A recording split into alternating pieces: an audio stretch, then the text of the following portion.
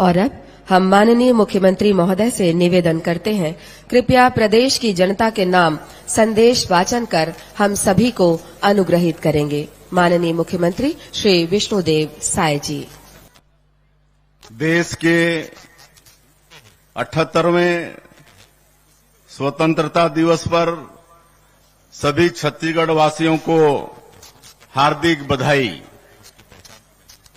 आज स्वतंत्रता दिवस की इस मंगल बेला में हम सभी स्वाधीनता का सुख साझा कर रहे हैं।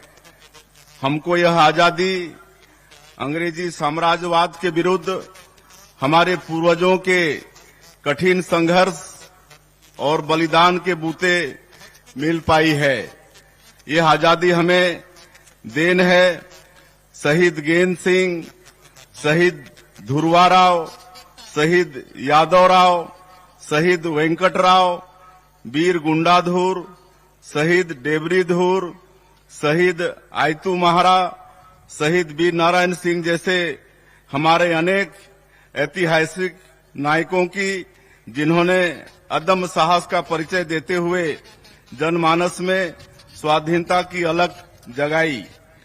महात्मा गांधी के नेतृत्व में पूरे देश के स्वाधीनता सेनानियों के साथ ही छत्तीसगढ़ के स्वतंत्रता संग्राम सेनानियों ने भारत माता की परतंत्रता की बेड़ियों को तोड़ने के लिए जो अथक मेहनत की, उसके सुखद परिणाम स्वरूप आज हम स्वतंत्र वातावरण में सांस ले रहे हैं।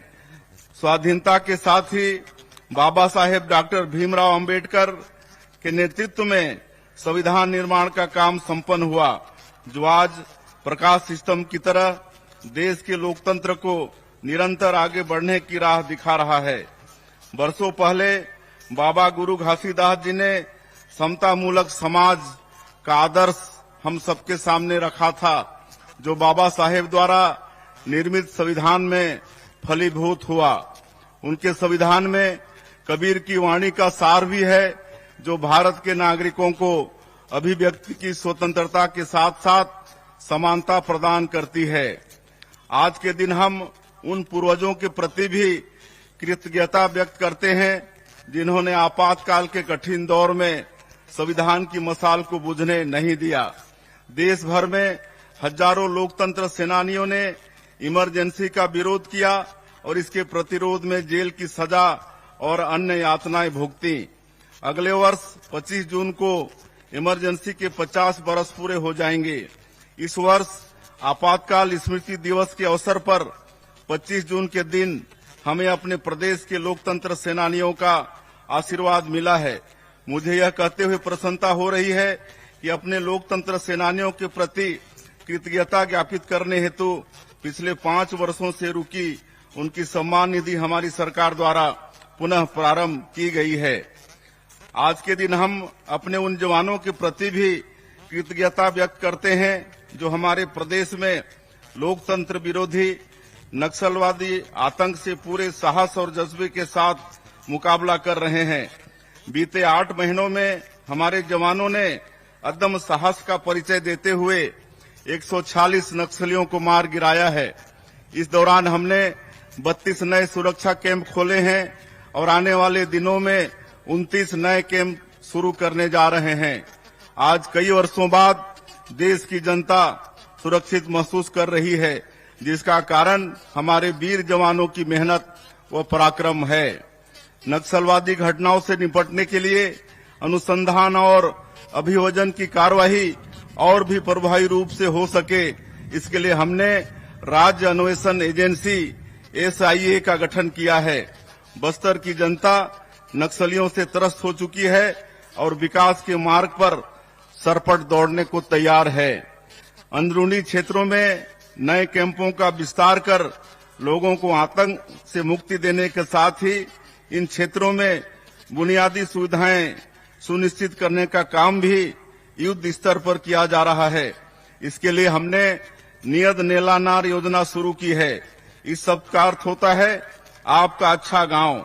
विशेष पिछड़ी जनजातियों के हितग्राहियों के लिए आरंभ की गई PM जनमन योजना की तरह इस योजना से कैंपों के निकट 5 किलोमीटर की परिधि के गांवों में 17 विभागों की 53 हितग्राही मूलक योजनाओं एवं 28 सामुदायिक सुविधाओं का लाभ लोगों को दिया जा रहा है। इन गांवों में पहली बार लोगों के आयुष्मान कार्ड बने हैं। वे शिक्षा और स्वास्थ्य संबंधी सरकार की लोक हितकारी योजनाओं का लाभ अब उठा रहे हैं। उनके जीवन में सुशासन का नया सवेरा आया है। हमें अपने जवानों के साथ अपने किसानों पर भी गर्व है। उनके श्रम से छत्तीसगढ़ महतारी का धान का कटोरा भरा पूरा रहता है। प्रधानमंत्री मोदी जी की गारंटी के अनुरूप हमने अन्नदाताओं की सुख समृद्धि को सर्वोच्च प्राथमिकता में रखा है। पूर्व प्रधानमंत्री और हमारे प्रेरणा पुंज अटल जी के जन्मदिन सुशासन दिवस के अवसर पर हमने राज्य के 13 लाख किसानों के बैंक खाते में 3716 करोड़ रुपए का बकाया धान बोनस अंतरित किया है। हमने अपने वादों को पूरा करते हुए 3100 रुपए प्रति क्विंटल की दर से और 21 क्विंटल प्रति एकड़ के मान से धान खरीदी की है। प्रदेश में रिकॉर्ड 145 लाख मीट्रिक टन धान खरीदी की गई है। किसानों को समर्थन मूल्य की 32,000 करोड़ रुपए की राशि के साथ ही कृषक उन्नति योजना के अंतर्गत प्रदेश के 24,75,000 किसानों को अंतर की राशि 13,320 करोड़ रुपए अंतरित किए गए हैं। इस प्रकार हमारे अन्नदाताओं के खाते में सरकार ने धान खरीदी और बकाया बोनस मिलाकर लगभग 49,000 करोड़ रुपए अंतरित किए। भूमिहीन किसानों को हमने दीनदयाल उपाध्याय कृषि मजदूर कल्याण योजना के अंतर्गत 10,000 रुपए वार्षिक सहायता देने का निर्णय लिया है। प्रदेश में कृषि हितैषी नीतियों की वजह से खेती किसानी में रौनक लौट आई है और किसानों के चेहरों पर मुस्कान नजर आ रही है। आज हमारे गांव आर्थिक रूप से संपन्न नजर आ रहे हैं। एक लोक कल्याणकारी सरकार के लिए इससे बढ़कर संतोष की बात और कुछ भी नहीं हो सकती। छत्तीसगढ़ को गढ़ने और संवारने में मातृशक्ति की अहम भूमिका है। हम उनके योगदान का वंदन करते हैं। हमारे छत्तीसगढ़ में तीज त्योहारों की परंपरा है। तीजा के मौके पर भाई अपनी बहनों को भेंट देते हैं। प्रदेश की माता बहनों को महतारी बंधन योजना के रूप में यही भेंट हम प्रदान कर रहे हैं। 10 मार्च 2024 के दिन प्रधानमंत्री श्री नरेंद्र मोदी जी ने वर्चुअल समारोह में 70 लाख माता बहनों के खाते में महतारी बंधन योजना की पहली किस्त के रूप में 1,000 रुपए की राशि अंतरित की। अब तक इस योजना की 6 किस्त जारी की जा चुकी है। हमारी माताएं बहनें इससे आर्थिक रूप से सक्षम व आत्मनिर्भर हुई हैं। वो इस राशि का उपयोग अपनी इच्छानुसार बच्चों की पढ़ाई एवं घर के बजट को व्यवस्थित करने में कर रही हैं, जिससे उन्हें आर्थिक संबल मिल रहा है। जब हम बेटियों को मजबूत करते हैं तो पूरा परिवार मजबूत होता है और मजबूत परिवार से ही मजबूत समाज और मजबूत राष्ट्र का निर्माण होता है। महिलाओं के आर्थिक सामाजिक सशक्तिकरण से निश्चित ही विकसित छत्तीसगढ़ की आधारशिला मजबूत हो रही है। एकात्म मानववाद के प्रणेता पंडित दीनदयाल उपाध्याय ने हमारे समक्ष अंत्योदय के लिए कार्य करने का आदर्श रखा है। समाज के सबसे आखिरी व्यक्ति के उत्थान और विकास को सुनिश्चित करने के इसी लक्ष्य के अनुरूप हम अथक कार्य कर रहे हैं। अंत्योदय एवं प्राथमिकता राशन कार्ड धारी 68 लाख परिवारों को अगले 5 सालों तक निःशुल्क खाद्यान्न वितरण का निर्णय हमारी सरकार द्वारा लिया गया है। आर्थिक रूप से पिछड़े परिवारों को बुनियादी सुविधाएं उपलब्ध कराना हमारी सर्वोच्च प्राथमिकता है। इसमें सबसे पहले सबको आवास सुनिश्चित करने की जिम्मेदारी है। मैं पिछले 3 दशकों से विशेष पिछड़ी जनजाति पहाड़ी कोरवा के निकट संपर्क में रहा हूं। उनके करीब रहकर मैंने देखा है घास फूस के आवास में रहने वालों का दर्द क्या होता है। जब हमारे यशस्वी प्रधानमंत्री पीएम आवास योजना लेकर आए तो प्रदेश के लाखों परिवारों को उम्मीदें जगी, लेकिन पिछले 5 सालों में प्रदेश के 18 लाख जरूरतमंद परिवारों के आवास का सपना पूरा नहीं हो सका। हमने संकल्प लिया कि हम इन 18 लाख परिवारों की पीड़ा दूर करेंगे। शपथ लेने के अगले दिन ही हमारी सरकार ने इनके आवास के सपने को पूरा करने की राह खोल दी। इसके साथ ही सामाजिक आर्थिक सर्वेक्षण में चिन्हांकित 47,090 आवासीन परिवारों को आवास स्वीकृत करने का निर्णय भी हमने मुख्यमंत्री आवास योजना के तहत लिया है। सबको आवास के साथ ही सबको शुद्ध पेयजल उपलब्ध कराने माननीय प्रधानमंत्री जी ने जल जीवन मिशन की आरंभ किया है। प्रदेश में इसके क्रियान्वयन की दिशा में हम तेजी से काम कर रहे हैं। इसके लिए हमने 4,500 करोड़ रुपए का बजट रखा है। प्रदेश में भूजल की समस्या वाले गांवों में जल जीवन मिशन के अंतर्गत मल्टी विलेज स्कीम के माध्यम से पेयजल आपूर्ति का काम शुरू हो गया है। फिलहाल राज्य के 18 जिलों में 70 मल्टी विलेज योजनाओं का काम आरंभ हो गया है। हमने छत्तीसगढ़ में 50 लाख ग्रामीण परिवारों को नल कनेक्शन प्रदान करने का लक्ष्य रखा था। मुझे खुशी है कि इसमें से 39,31,000 परिवारों में हम नल कनेक्शन उपलब्ध करा चुके हैं। हमारे ग्रंथों में सर्वे संतु निरामया की कामना की गई है। किसी तरह की बीमारी हो जाने पर सबसे ज्यादा चिंता आर्थिक रूप से कमजोर लोगों को उठानी पड़ती है। इसे देखते हुए प्रदेश में आयुष्मान भारत, प्रधानमंत्री जन आरोग्य योजना के साथ ही शहीद वीर नारायण सिंह स्वास्थ्य योजना लागू करने का निर्णय लिया गया है। इन दोनों योजनाओं से छत्तीसगढ़ के 77,20,000 परिवारों को 5 लाख रुपए तक निःशुल्क स्वास्थ्य सेवाओं का लाभ मिल रहा है। वन अधिकार पत्र धारकों की मृत्यु हो जाने के पश्चात उनके वारिसों को वन अधिकार पत्र हस्तांतरित करने की प्रक्रिया का उल्लेख वन अधिकार नियमों में नहीं था। इस वजह से नामांतरण, सीमांकन, खाता विभाजन जैसे राजस्व संबंधी कार्य संभव नहीं थे। हमने अपने जनजाति और वनवासी भाइयों की पीड़ा को समझा। हमारी सरकार द्वारा उनके वारिसों को वन अधिकार पत्र हस्तांतरित करने का प्रावधान किया है। अब वन अधिकार पत्र धारण करने वाले हमारे जनजाति और वनवासी भाइयों के लिए सीमांकन, नामांतरण, खाता विभाजन जैसे कार्य सहज हो गए हैं। इन वन अधिकार पत्रों को डिजिटलाइज भी किया गया है। जनजातीय क्षेत्रों में वन धन केंद्रों के माध्यम से माननीय प्रधानमंत्री जी ने वनोपज संग्राहकों की आर्थिक तरक्की की नई राह खोली है।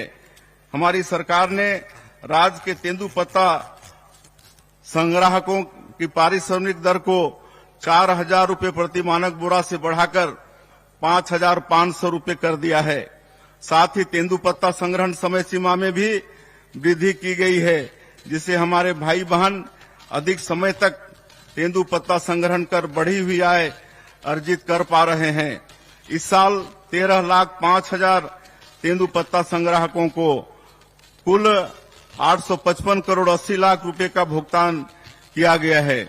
इनकी संख्या पिछले वर्ष की तुलना में 1,72,000 अधिक है। युवा हमारे भविष्य हैं। युवाओं को रोजगार के बेहतर अवसर मिले, उनकी उद्यमशीलता को बढ़ावा देने के लिए उपयुक्त वातावरण हो, इसके लिए हम प्राथमिकता से कार्य कर रहे हैं।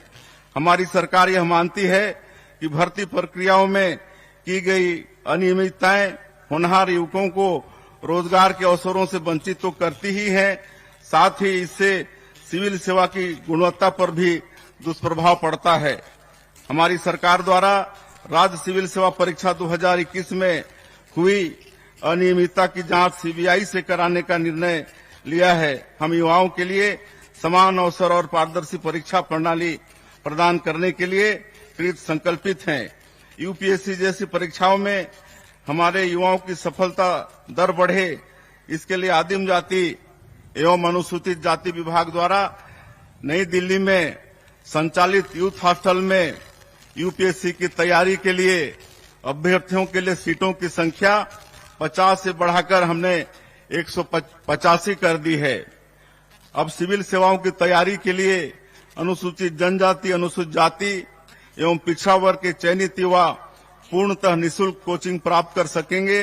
एवं दिल्ली में कहीं भी निवास करने पर उनको निर्धारित स्टाइपेंड भी प्राप्त होगा, जिससे उन्हें किराए के लिए भी प्रतिपूर्ति प्राप्त होती रहेगी। हमने शासकीय सेवाओं हेतु आयोजित परीक्षा में सम्मिलित होने की अधिकतम आयु सीमा में 5 वर्ष की छूट प्रदान की है। इससे प्रदेश के लाखों युवाओं को प्रतियोगी परीक्षा में सम्मिलित होने का अवसर प्राप्त हुआ है। राजधानी के नालंदा परिसर की तरह ही 13 और नगरीय निकायों में सर्व सुविधायुक्त लाइब्रेरी भी तैयार की जाएगी। युवाओं के लिए खेल की सर्वोत्तम अधोसंरचना तैयार करने की दिशा में हमारी सरकार द्वारा गहन प्रयास किया जा रहा है। साथ ही प्रदेश के पारंपरिक खेलों को बढ़ावा देने के लिए हमने छत्तीसगढ़ क्रीड़ा प्रोत्साहन योजना आरंभ करने का निर्णय लिया है। रायगढ़ जिले में इंडोर स्टेडियम कॉम्प्लेक्स, हॉकी स्टोटर मैदान एवं synthetic athletic track 31 crore 50 lakh रुपए की लागत से बनाया जाएगा। वहीं बलौदाबाजार जिले में 14 करोड़ रुपए की लागत से इंडोर स्टेडियम कॉम्प्लेक्स का निर्माण किया जाएगा। जसपुर जिले के कुनकुरी में 33 करोड़ 60 लाख रुपए की लागत से आधुनिक खेल स्टेडियम का निर्माण किया जाएगा। निश्चित रूप से हमारी सरकार युवाओं को उन्नति के लिए हर अवसर प्रदान करेगी, यह हमारा संकल्प है। रोजगार के बेहतर अवसर अच्छी शिक्षा से उत्पन्न होते हैं। प्रदेश की शिक्षा व्यवस्था की नींव को ठोस करने का काम हमने शुरू कर दिया है। इसके लिए प्रदेश में राष्ट्रीय शिक्षा नीति 2020 को लागू किया गया है। छत्तीसगढ़ अपनी बोली भाषा की विविधता से समृद्ध है।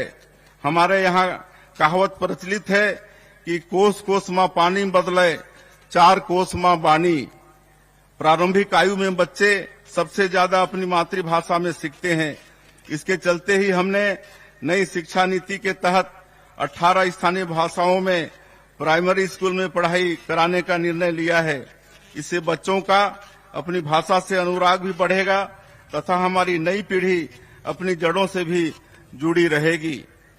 स्कूलों की अधोसंरचना को बेहतर करने एवं यहाँ शैक्षणिक सुविधाओं के विस्तार के लिए प्रथम चरण में प्रदेश के 211 स्कूलों में पीएम श्री योजना प्रारंभ की गई है। इन स्कूलों को मॉडल स्कूल के रूप में विकसित किया जाएगा। तीसरे चरण में हमें 52 स्कूलों की स्वीकृति मिली है।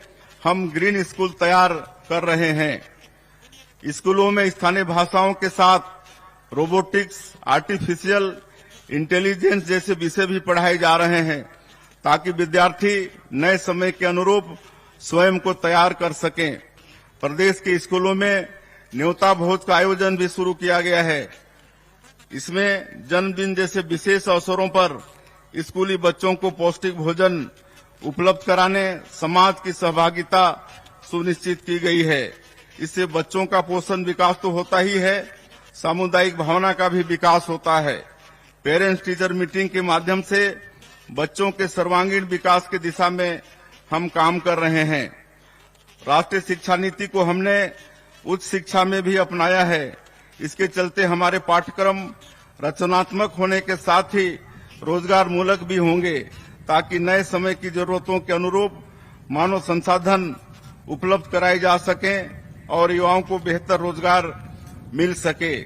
उच्च शिक्षा में गुणवत्ता सुनिश्चित करने एवं नवाचारों को बढ़ावा देने के लिए हमने छत्तीसगढ़ उच्च शिक्षा मिशन का गठन किया है। हम आईआईटी की तर्ज पर प्रदेश के हर लोकसभा क्षेत्र में प्रौद्योगिकी संस्थान आरंभ करने जा रहे हैं। इसके लिए पहले चरण में रायपुर, रायगढ़, बस्तर, कबीरधाम और जसपुर में भी इनकी स्थापना की जाएगी। प्रदेश में स्वास्थ्य सुविधाओं की स्थिति को मजबूत करने मेडिकल शिक्षा का लगातार विस्तार जरूरी है। हमने संभाग स्तर पर एम्स की तर्ज पर Chhattisgarh institute of medical science CIMS आरंभ करने का निर्णय लिया है। रायपुर में मेकाहारा तथा बिलासपुर में सिम्स के भवन विस्तार तथा अन्य सुविधाओं पर काम प्रारंभ कर दिया है। युवाओं को बड़े पैमाने पर रोजगार प्रदान करते हुए अर्थव्यवस्था को तेज रफ्तार देने हेतु हम प्रदेश की नई उद्योग नीति तैयार कर रहे हैं। इसके लिए हम देश की जानी मानी विशेषज्ञ संस्थाओं तथा उद्योग संगठनों की सलाह लेकर कार्य कर रहे हैं। औद्योगिक अवसरों को आगे बढ़ाने देश दुनिया में जो नवाचार प्रारंभ किए गए हैं उन्हें राज्य की परिस्थिति के अनुरूप लागू करने छत्तीसगढ़ आर्थिक सलाहकार परिषद के गठन का निर्णय भी हमने लिया है। राज्य में निवेश का बेहतर माहौल हो, इसके लिए हमने सिंगल विंडो सिस्टम को नवीनीकृत किया है। इससे उद्यमियों को अनापत्ति प्रमाण पत्र तथा अन्य क्लियरेंस के लिए सरकारी कार्यालयों के चक्कर नहीं लगाने पड़ेंगे। प्रधानमंत्री श्री नरेंद्र मोदी जी के कार्यकाल में जिस तरह से छत्तीसगढ़ में नेशनल हाईवे, एयरपोर्ट और रेलवे कनेक्टिविटी के क्षेत्र में महत्वपूर्ण कार्य हुए हैं, उससे छत्तीसगढ़ अब निवेश के लिए सबसे आदर्श जगह बन गया है। यहाँ प्रचुर खनिज संसाधन, कानून व्यवस्था की बेहतर स्थिति और कुशल मानव संसाधन के बूते उद्योगों के फलने फूलने की प्रचुर संभावनाएं हैं। प्रदेश की भौगोलिक विविधता को देखते हुए हमने सभी क्षेत्रों के आर्थिक विकास के लिए रणनीति तैयार की है। बस्तर और सरगुजा में हम वनोपज प्रसंस्करण केंद्रों, इको टूरिज्म, नेचुरोपैथी आदि पर जोर दे रहे हैं। नवा रायपुर को हम आईटी हब तथा इनोवेशन हब के रूप में विकसित कर रहे हैं। राजधानी के समुचित विकास के लिए और यहां उद्यम के अवसरों को बढ़ावा देने हम नेशनल कैपिटल रीजन एनसीआर की तरह ही स्टेट कैपिटल रीजन विकसित करने जा रहे हैं। कोरबा बिलासपुर इंडस्ट्रियल कॉरिडोर बनाने का हमने निर्णय लिया है। इसके अस्तित्व में आने पर इन क्षेत्रों में औद्योगिक विस्तार और भी तेज हो जाएगा। उद्यमी युवाओं को छत्तीसगढ़ उद्यम क्रांति योजना के माध्यम से 50% सब्सिडी के साथ हम ब्याज मुक्त ऋण प्रदान करने वाले हैं। हमारी सरकार पूर्व प्रधानमंत्री भारत रत्न श्रद्धेय स्वर्गीय श्री अटल बिहारी वाजपेयी द्वारा दिखाई गई सुशासन की राह पर चलकर छत्तीसगढ़ को संवार रही है। सुशासन के मूल्यों को क्रियान्वित करने हमने सुशासन एवं अभिसरण विभाग का गठन किया है। यह विभाग शासन प्रशासन के हर स्तर पर पारदर्शिता, नवाचार और सुशासन का कार्यान्वयन सुनिश्चित कर रहा है। योजनाओं के जमीनी क्रियान्वयन की प्रभावी मॉनिटरिंग के लिए हमने अटल मॉनिटरिंग ऐप भी तैयार किया है। प्रशासन के हर स्तर पर पारदर्शिता लाने के लिए हम विभागों में 266 करोड़ रुपए की लागत से आईटी टूल्स का इस्तेमाल कर रहे हैं। इन्हें अपनाने से मानवीय त्रुटि एवं कूटरचना की आशंका समाप्त हो जाएगी। यह पारदर्शिता की ओर सरकार द्वारा उठाया गया सबसे बड़ा कदम है। भ्रष्टाचार के प्रति जीरो टॉलरेंस की हमारी नीति को कार्यान्वित करने में इससे बड़ी मदद मिल रही है। गवर्नेंस के हर हिस्से में हम पारदर्शिता सुनिश्चित कर रहे हैं। खनिजों के परिवहन में हमने मैनुअल पद्धति को समाप्त कर दिया है और ई ट्रांजिट पास जारी करने की व्यवस्था पुनः शुरू की है। इसी तरह सरकारी खरीदी में पारदर्शिता सुनिश्चित करने हमने जेम पोर्टल के माध्यम से खरीदी का निर्णय लिया है। आबकारी नीति में पारदर्शिता लाने तथा भ्रष्टाचार को समाप्त करने पुरानी व्यवस्था के स्थान पर सीधे कंपनियों से खरीदी का निर्णय हमने लिया है। राजस्व संबंधी प्रकरणों के त्वरित और समय सीमा में निराकरण के लिए हमने तहसीलदारों के अधिकारों का विस्तार किया है। नाम, जाति, पता की त्रुटि, सिंचित रकबा, कैफियत त्रुटि, एक फसली बहुफसली त्रुटि को सुधारने का अधिकार तहसीलदार को दिया गया है, जिससे राजस्व संबंधी परेशानी झेल रहे लोगों की दिक्कत दूर हो सकेगी। केंद्र की तर्ज पर राज्य नीति आयोग का गठन हमने किया है। हमारे यशस्वी प्रधानमंत्री श्री नरेंद्र मोदी जी ने आजादी के 100 वर्ष पूरे होने पर वर्ष 2047 तक देश को विकसित राष्ट्र बनाने का संकल्प लिया है और इसके लिए एक रोड मैप तैयार किया है। हमारी सरकार भी इससे कदम ताल करते हुए विकसित छत्तीसगढ़ का संकल्प लेकर आगे बढ़ रही है। इसके लिए राजनीति आयोग द्वारा अमृतकाल विजन 2047 तैयार किया जा रहा है। हमारी दिशा स्पष्ट है, नियत साफ है और हौसला पर्वत जैसा है। निश्चित ही सभी की भागीदारी के साथ अमृतकाल विजन 2047 पर काम कर हम विकसित छत्तीसगढ़, विकसित भारत के निर्माण का संकल्प पूरा करेंगे। छत्तीसगढ़िया लोगों की पहचान देश दुनिया में सहज सरल लोगों के रूप में है। यह हमारी सबसे बड़ी शक्ति है। हम मेहनतकश लोग हैं, ईमानदारी से काम करते हैं। यह हमारे सांस्कृतिक मूल्य हैं। इन्हें सहेज कर रखना हमारी बड़ी जिम्मेदारी है। अपनी बोली भाषा, तीज त्योहार, खान पान को सहेजते हुए आने वाली पीढ़ी को इनसे परिचित कराते हुए हमें निरंतर आगे बढ़ना है। जलवायु परिवर्तन के संकट को देखते हुए हम सबका कर्तव्य है कि पर्यावरण को बेहतर बनाने में अपनी भागीदारी दें। माननीय प्रधानमंत्री श्री नरेंद्र मोदी जी ने एक पेड़ मां के नाम अभियान आरंभ किया है। मैंने अपने गृहग्राम बगिया में इस अभियान के अंतर्गत रुद्राक्ष का पौधा लगाया है। रायपुर में भी मुख्यमंत्री निवास में मैंने दहिमन का पौधा लगाया है। आप भी एक पौधा जरूर लगाएं, यह आप सभी से हमारा आग्रह है। यह हमारी पुण्य भूमि का परम सौभाग्य है कि श्री राम हमारे भांजे हैं और उनकी कर्म भूमि भी छत्तीसगढ़ है। मनेन्द्रगढ़, चिरमिरी, भरतपुर जिले के सीतामढ़ी हरका चौरा से लेकर सुकमा के इंजरम तक कण कण भगवान श्री राम के वनवास काल का साक्षी है। हमारी धरती माता सबरी की पुण्य भूमि है। पवित्र सूर्यनारायण धाम में उन्होंने अपनी अगाध श्रद्धा से जूठे बेर प्रभु को खिलाए थे। वनवास के दौरान बिताए गए 14 वर्षों में से 10 वर्ष प्रभु श्री राम ने हमारे छत्तीसगढ़ में बिताए हैं। रामायण के प्रसंग जनजातीय लोगों से प्रभु श्री राम के अद्भुत स्नेह तथा प्रभु श्री राम के जनजातीय लोगों के प्रति गहन अनुराग और समर्पण से भरे पड़े हैं। हम जब भी इन प्रसंगों को सुनते हैं भाव विभोर हो जाते हैं। हम धन्य हैं कि हमारा जन्म इस पुण्य भूमि में हुआ है। यह सौभाग्य हमें श्री राम के आदर्शों पर चलकर निरंतर काम करने की प्रेरणा देता है। 500 वर्षों के अहिंसक संघर्ष की पूर्णाहुति अयोध्या धाम में श्री राम लला के भव्य मंदिर के निर्माण के रूप में हुई है।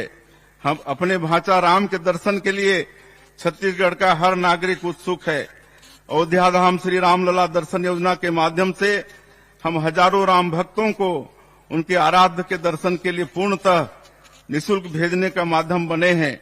यह पुण्य अवसर हमें श्री राम लला ने दिया है। तुलसीदास जी ने लिखा है, दैहिक दैविक भौतिक तापा, राम राज नहीं काहू व्यापा। भगवान श्री राम ने एक आदर्श राज की स्थापना की। आप सभी के सहयोग से हम अपने पूरे सामर्थ्य के साथ काम करते हुए छत्तीसगढ़ को सुखी समृद्ध राज्य बनाने की दिशा में काम करेंगे। बहनों एवं भाइयों, लोकतंत्र में भरोसे का संकट सबसे बड़ा संकट होता है। यह तंत्र निश्चित ही जनता का अपने प्रतिनिधियों पर भरोसा कायम रखने से ही चलता है। कार्यभार संभालने के बाद हमारी सबसे बड़ी चुनौती इसी भरोसे को बहाल करने की थी। हमें इस अवसर पर यह कहते हुए संतोष हो रहा है कि हमारी सरकार ने आपसे किए अधिकांश बड़े वायदों को पूरा कर इस विश्वास को फिर से स्थापित किया है। हमारे संविधान निर्माताओं का सपना ऐसे ही मजबूत लोकतंत्र का था, जहां जनता और उसकी चुनी सरकार भरोसे की ऐसे ही मजबूत डोर में बंधी रहे। वास्तव में यह लोकतंत्र का मजबूत रक्षा सूत्र है, जिसे कभी भी किसी भी लोक सेवक को कमजोर नहीं करना चाहिए। हमारे राज्य निर्माता भारत रत्न पूर्व प्रधानमंत्री श्रद्धेय स्वर्गीय अटल जी ने छत्तीसगढ़ का निर्माण प्रदेश के व्यापक आर्थिक विकास एवं प्रदेश की सुंदर संस्कृति के संरक्षण के लिए किया है। हमारा दायित्व है कि हमने ही बनाया है, हम ही संवारेंगे के संकल्प के साथ प्रदेश के नव निर्माण की महती कार्य में पूरी लगन से जुटकर अटल जी का सपना साकार करें। स्वतंत्रता दिवस का यह दिन हमें स्मरण कराता है कि हमें मिली आजादी बहुत बहुमूल्य है। पूर्वजों ने कठिन संघर्ष और बलिदान देकर स्वतंत्रता की विरासत हमें सौंपी है। हमारे पूर्वजों ने भारत माता को स्वतंत्रता की बेड़ियों से आजाद कर देशभक्ति की अनुपम मिसाल प्रस्तुत की है। विकसित भारत के निर्माण में अपनी सहभागिता प्रदान कर देश को संवारने के अनुकरण करने कार्य में अपना योगदान देकर हम पूर्वजों की इस परंपरा को आगे बढ़ाने का यश हासिल कर सकते हैं। यही हमारा कर्तव्य भी है। आप सभी को पुनः स्वतंत्रता दिवस की बहुत बहुत बधाई। राम राम, जय जोहार, जय भारत, जय छत्तीसगढ़। धन्यवाद। आप देख रहे हैं दैनिक चिंतक। आगे की अपडेट के लिए बने रहे हमारे साथ। हमारे चैनल को लाइक, सब्सक्राइब और शेयर करना ना भूलें।